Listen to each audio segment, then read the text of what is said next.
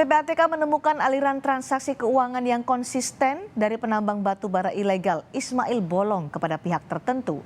PLT Deputi Analisis dan Pemeriksaan PPATK Danang Trihartono menyebut temuan transaksi mencurigakan Ismail Bolong sepenuhnya telah dilaporkan kepada Kapolri. Meskipun Danang enggan menyebut berapa nominal dan kemana aliran dana mencurigakan yang secara konsisten dilakukan Ismail Bolong dari hasil tambang ilegal, sebelumnya Ismail Bolong pernah mengaku ia rutin menyetor uang kepada sejumlah pejabat tinggi Polri untuk memuluskan dugaan bisnis tambang ilegal di Kalimantan Timur.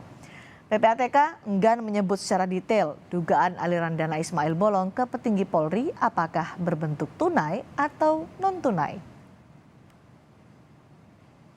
Terkait yang Baris Krim Polri disebut menerima dana dari PPATK juga ada menemukan itu Pak. Polri itu Pak yang di-mention sama Ismail Bolong menyebutkan ada 3 kali transaksi itu Pak. Ya gini, kewenangan PPATK sejauh dia melalui transaksi keuangan sistem perbankan ya, itulah yang PPATK analisis dan fakta itulah yang disampaikan ke penyidik itu. Di luar itu tentu saja itu kewenangan penyidik untuk mengungkap.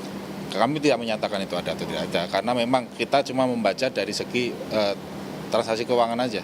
Kalau itu kan fakta-fakta itu kan bisa jadi di luar sistem keuangan. Tapi semua temuan itu yang jelas sudah disampaikan ke Baris Krim Polri. Semua mengenai fakta transaksi keuangan Ismail Bolong kita sampaikan ke Kapolri.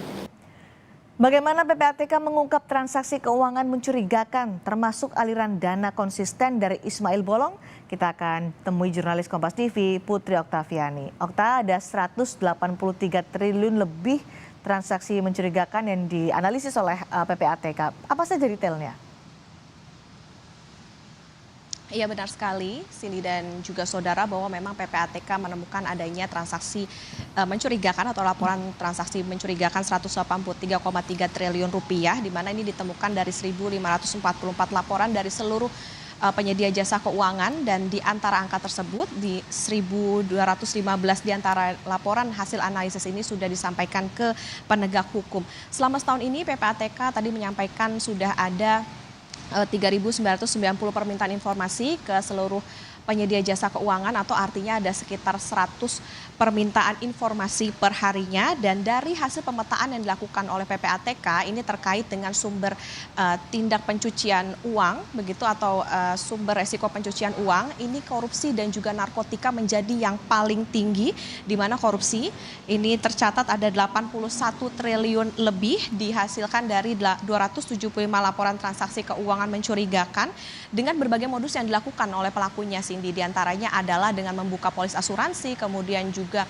dilarikan ke instrumen pasar modal maupun juga dalam bentuk valuta asing, atau artinya apakah itu hasil korupsinya yang diberikan dalam bentuk valuta asing atau ditukarkan ke valuta asing. Tapi tidak hanya korupsi, sumber dari resiko pencucian uang ini juga ditemukan di narkotika, ini menjadi 2 terbesar, ya ini tercatat 3,4 triliun rupiah. Dan tadi dalam refleksi akhir tahun juga PPATK mencatat ada peningkatan kontribusi yang signifikan terhadap penerimaan negara mencapai 3,2 triliun rupiah selama 2022. Artinya dalam pengungkapan resiko pencucian uang ini tentu PPATK tidak bekerja sendiri, namun juga ada kolaborasi dengan pihak penegak hukum yang lain dalam upaya mengungkap adanya transaksi-transaksi mencurigakan yang dicatat oleh PPATK. Cindy. Lalu Okta, terkait dengan Ismail Bolong, bagaimana PPATK menguji dugaan aliran dana dari Ismail Bolong ke petinggi Polri? Iya benar sekali Cindy, bahwa ini yang juga menarik, bahwa tadi sempat ditanyakan pula oleh wartawan ke pihak PPATK bahwa memang yang diberikan informasi oleh PPATK ini hanya semacam kode-kode begitu terkait dengan informasi kasus tambang ilegal yang dilakukan oleh Ismail Bolong, sebagaimana tadi dikatakan oleh PLT Deputi Analisis dan Pemeriksaan PPATK Danang Trihartono. Tetapi yang pasti adalah bagaimana temuan dari PPATK ini dipastikan oleh PPATK akan disampaikan ke pihak penyidik Baris Krim Polri. Jadi memang tidak disebut secara gamblang berapa nominalnya maupun juga apakah memang betul ada aliran dana yang disebut oleh Ismail Bolong ke sejumlah petinggi Polri begitu. Tapi yang jadi catatan adalah PPATK, Cindy dan juga saudara, sejauh ini hanya mencatat transaksi yang ada di perbankan. Artinya tidak diketahui juga apakah transaksi yang dilakukan oleh Ismail Bolong ini yang diduga mengalir ke sejumlah pihak ini secara tunai maupun juga non tunai. Tapi yang pasti tentu ini bisa menjadi bahan untuk bisa didalami lebih lanjut oleh penyidik terkait dengan kasus tambang ilegal yang dilakukan oleh Ismail Bolong di Kalimantan Timur. Kita tahu juga Ismail Bolong sebelumnya sempat ramai menyebut ada aliran dana dari tambang ilegal yang dilakukan dirinya ke sejumlah petinggi Polri, dan ini pun atas kasus ini Ismail Bolong ditetapkan menjadi tersangka dengan ancaman hukuman ini maksimal 5 tahun penjara dan juga denda maksimal 100 miliar rupiah. Tentu ini yang akan kita tunggu seperti apa nanti temuan dari PPATK kepada pihak penyidik Barreskrim Polri. Cindy. Terima kasih Putri Oktavian yang melaporkan langsung terkait dengan rekening mencurigakan yang ditemukan oleh PPATK.